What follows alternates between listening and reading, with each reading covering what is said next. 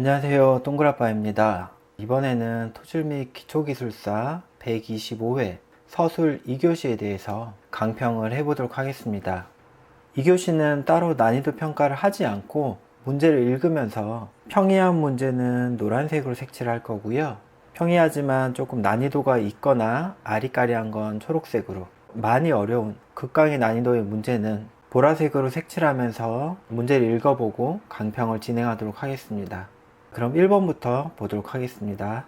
통일분류법에서 조립토와 세립토의 분류 방법과 공학적 활용 방안에 대해서 설명하시오 라고 문제가 나왔습니다. 통일분류법이라는 전제 조건이 나왔고요. 그리고 조립토와 세립토의 분류 방법이라는 첫 번째 문제와 공학적 활용 방안이라는 두 번째 문제가 나왔습니다. 1번 문제를 보면은 개요는 첫 번째 개요는 통일분류법에 대해서 쓰시고, 그리고 물어본 문제, 분류 방법과 활용 방안에 대해서 개요를 이렇게 가져가시면 좋고요. 본론 물어본 내용을 쓰시기 전에 첫 번째 장 엑스트라로는 통일분류법의 정의와 그리고 통일분류 방법의 특징을 아시토 분류법과 비교해서 설명하면은 흐름상 좋은 첫 페이지 흐름이 나올 것 같습니다. 두 번째 페이지에서는 이제 물어본 걸 답을 해야 되겠죠. 그래서 조립토와 세립토의 분류 방법과 나머지 분류 방법을 전체 포함해서 물어본 첫 번째 답을 기술하시는 게 좋을 것 같고요. 그리고 두 페이지 마지막 부분이나 세 페이지 가서는 공학적 활용 방법,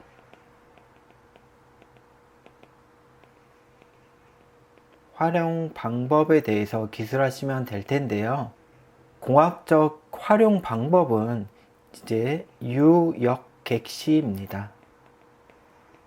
자, 유사한 거동으로 묶는 것, 그리고 역학적 특성을 규명하는 것,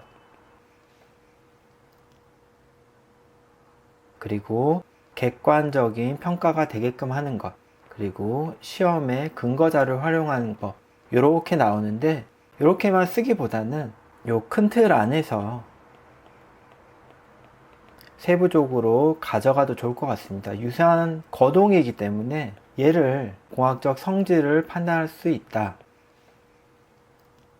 전단 강도라든지 투수성, 그런 부분에서 쓸 수 있고, 유사한 거동이기 때문에 실무에서도 분리 적용할 수 있다. 예를 들어서 동상이라든지 액상화라든지 혹은 디체험 재료라든지 성토 재료, 댐, 그리고 제체라든지 다진 방법이라든지 연약지방 관리라든지 이런 실무에서 유사한 거동으로 묶인 분류법을 이용함으로써 공학적 성질과 실무에서도 분리 적용할 수 있다.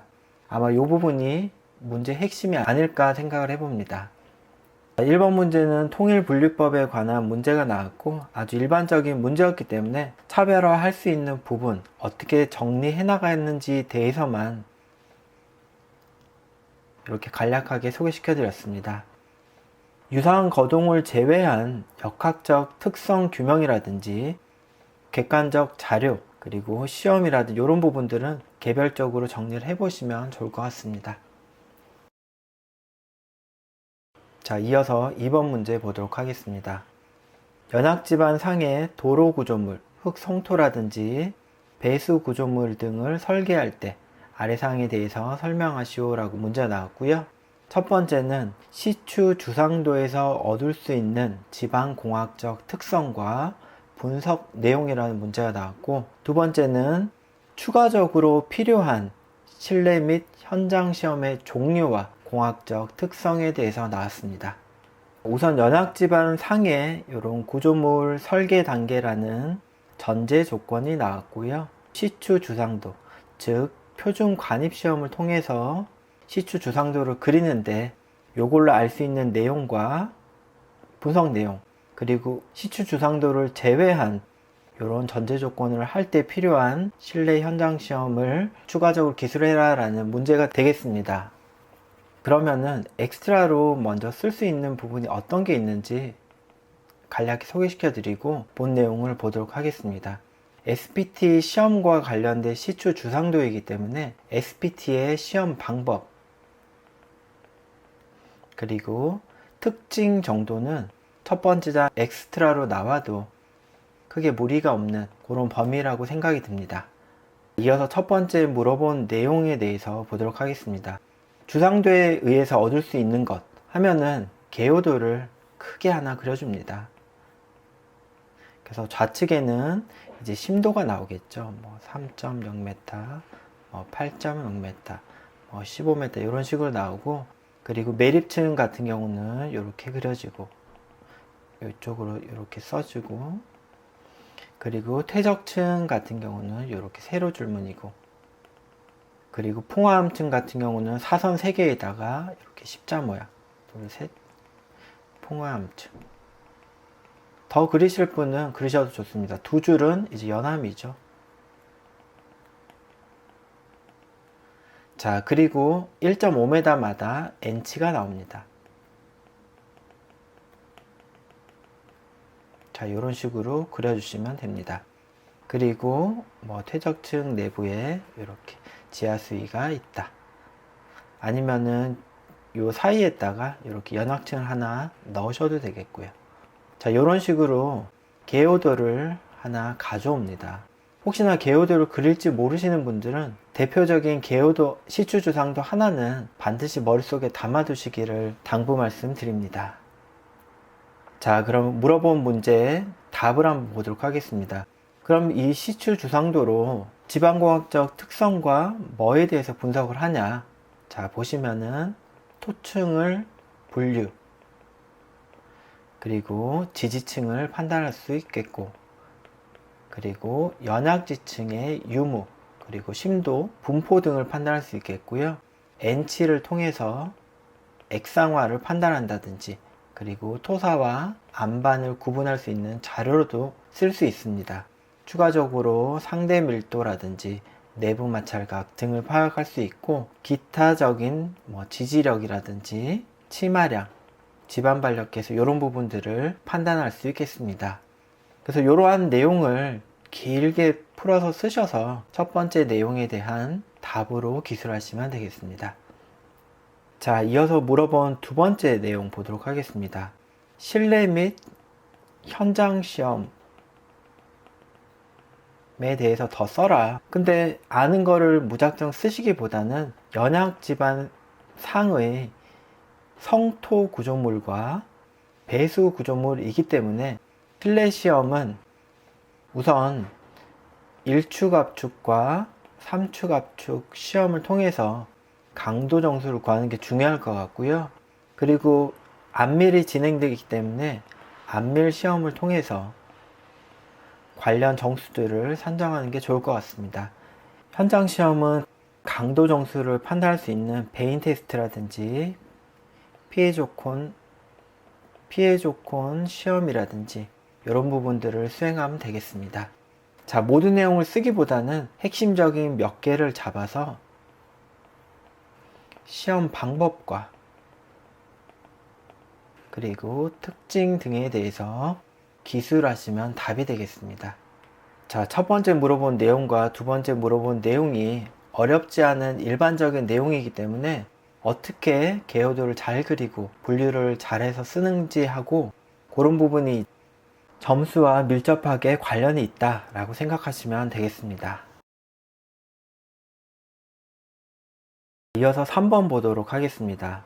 연성 안반에서 터널 시공 중에 발생할 수 있는 압착, 스키징에 대한 경험적 평가 방법과 대책에 대해서 설명하시오 이렇게 나왔습니다.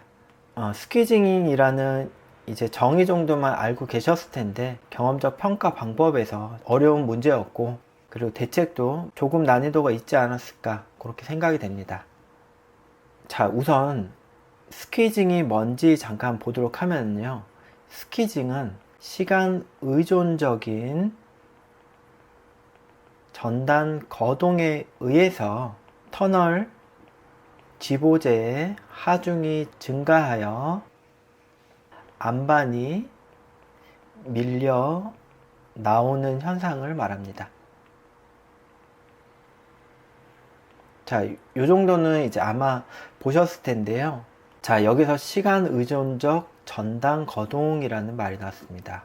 요거는 최근에 용어에서도 몇 번 나왔던 문제이기도 한데요. 안반의 시간 의존적 전당 거동은 외적 거동과 내적 거동으로 크게 구분한다라고 소개시켜 드린 적이 있습니다. 외적으로는 풍화와 슬레이킹이 여기에 해당되고요. 내적으로는 스웰링과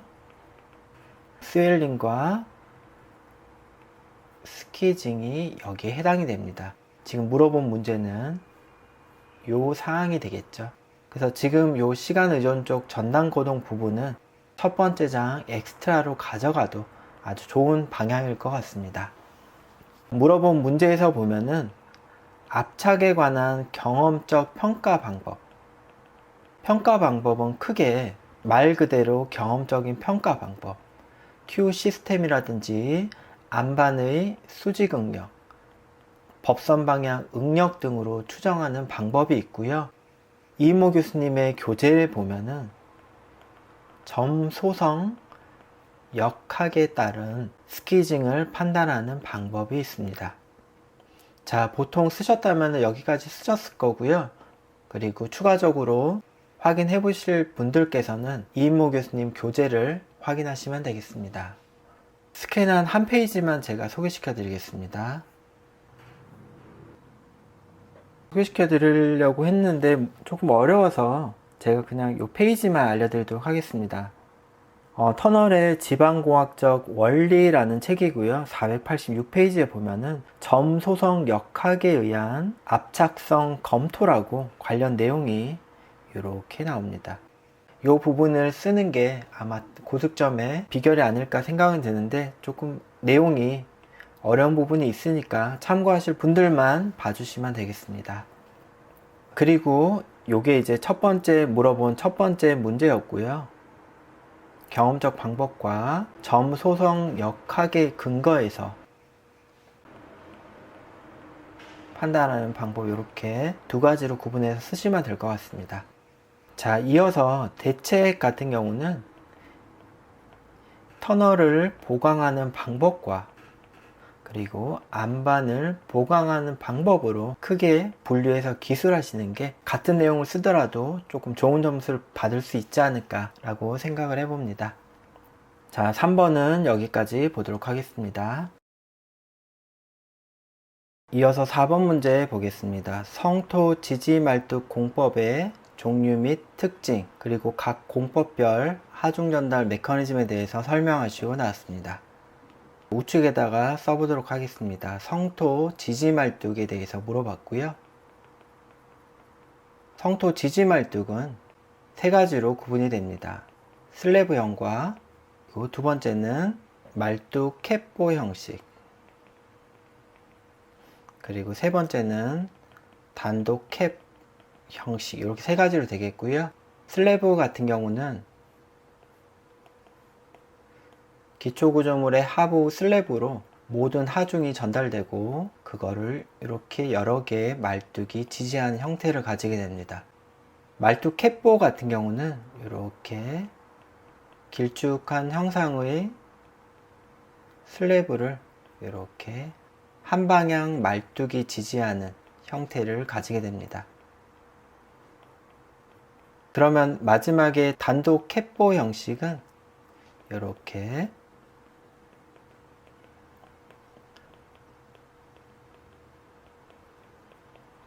이런 식이 되겠죠. 그럼 물어본 문제를 보도록 하겠습니다. 공법의 종류 및 특징은 슬래브형, 말뚝 캡보형, 그리고 단독 캡형에 대해서 종류 및 특징을 쓰셔도 되고, 혹은 요 앞장의 엑스트라로 성토 지지 말뚝의 개요라든지 혹은 적용 목적, 이런 부분들을 엑스트라로 첫 번째 장을 가져가시고 두 번째 장에서는 이렇게 쓰셔서 시공사항하고 설계사항, 그런 부분에 대해서 구분해서 쓰셔도 됩니다. 자, 물어본 마지막 문제는 하중 전달 메커니즘인데요. 슬래브형 같은 경우는 상부 하중을 요 슬래브가 전체 지지를 하고 그 하중을 말뚝을 통해서 기반함으로 전달시키는 그런 방식이 되겠고요. 말뚝 캡보 같은 경우는 이렇게 한 방향으로만 이렇게 아칭이 형성되는 2차원이라고 하겠습니다. 2차원 아칭의 하중 전달 메커니즘을 가지고 있다. 반면에 단독 캡 같은 경우는 이렇게 종방향과 횡방향, 즉 3차원 아칭에 의해서 하중을 지지하는 큰 차이가 있습니다. 자, 이렇게 쓰시면은 한두 페이지 정도 쓰셨을 텐데요. 조금 더 칸이 남는다면은 성토 지지 말뚝에서 적용하는 토목섬유를 보강했을 때의 설계 방법이라든지 이런 부분을 엑스트라로 가져가시면 내용이 상당히 꽉 차지 않을까 생각이 됩니다. 4번 문제는 여기까지 보는 것으로 하겠습니다. 5번 내용 보도록 하겠습니다. 필댐의 재체에 나타나는 주요 손상 중에 균열, 변이 등의 종류와 발생 원인에 대해서 설명하시오 라고 문제 나왔습니다. 첫 번째 장 개요 다음에 엑스트라는 필댐의 구성 단면과 그리고 각 재료별 개요, 품질 기준에 대해서 조금 써주시면 좋을 것 같습니다. 물어본 문제에 대해서 보도록 하겠습니다. 필댐에 나타나는 손상은 크게 종방향, 횡방향, 균열과 그리고 부등치마를 포함한 치마, 그리고 수평 변이, 그리고 댐마루의 유실, 그리고 댐체 자체의 손상 등이 있습니다. 손상 중에서 특히 변이와 관련된 종횡방향 균열의 원인에 대해서만 목차 정도만 소개시켜 드리겠습니다. 종방향 균열 같은 경우는 수위가 급강하한다든지 그리고 상류 수위의 잦은 변화, 그리고 투수존과 차수존의 변형 특성 차이, 그리고 다짐이 불량한 경우, 그리고 압축성 지반인 경우는 종방향 치마가 나타납니다. 댐체에서 종방향은 이렇게 요 단면을 이제 종방향이라고 합니다.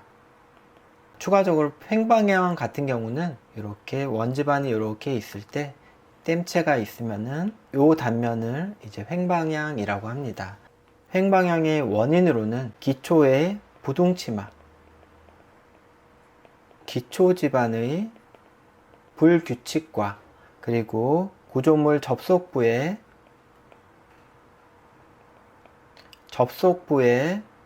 다짐 차이 때문에도 발생을 한다고 하고요. 추가적으로 수평 변이와 댐마루 유실 등에 의해서 횡방향 균열이 발생한다고 합니다. 자, 이 부분은 강평을 준비할 때는 일반적인 문제라고 생각을 했는데 이렇게 소개시켜 드리다 보니까 조금 난이도가 있는 문제가 아니었을까 이렇게 생각을 해봅니다. 자, 요거는 초록색으로 바꾸고요. 여기까지 해서 5번에 대해서 마치도록 하겠습니다. 자, 이어서 6번 보도록 하겠습니다. 도심지 지하 굴착공사가 주변 집안에 미치는 영향 중에 팩 방법과 클롭에 의한 방법, 카스페 방법에 대해 설명하시오 나왔고요. 이 6번 문제는 너무나 자주 나오고 일반적인 문제이기 때문에 크게 설명은 안 드리겠습니다. 다만 엑스트라로 도심지의 굴착공사 시 고려해야 될 사항 혹은 주변 집안에 영향을 미치는 원인과 대책, 이런 부분을 엑스트라로 가져가시면 흐름상 좋지 않을까 생각이 됩니다.